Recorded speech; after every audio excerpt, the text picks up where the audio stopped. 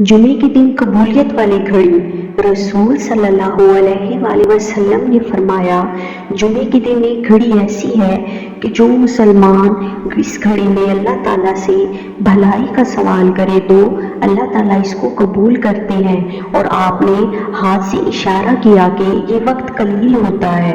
अबू मूसा Ashari से रवायत है कि हुज़ूर अकरम सल्लल्लाहु अलैहि वसल्लम ने फरमाया, जुमे के दिन कबूलियत की घड़ी इमाम के मंबर पर बैठने से लेकर नमाज तक होती है।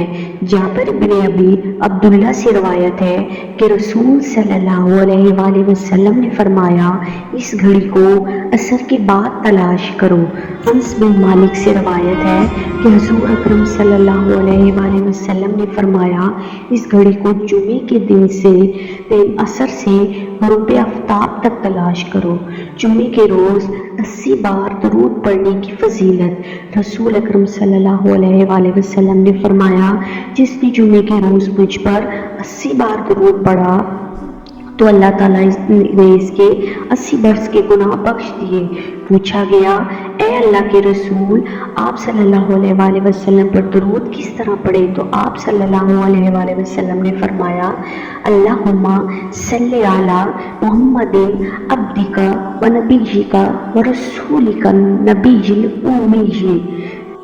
अगर आपको मेरी वीडियो पसंद आई है तो काइंडली मेरे चैनल को सब्सक्राइब करें, लाइक करें।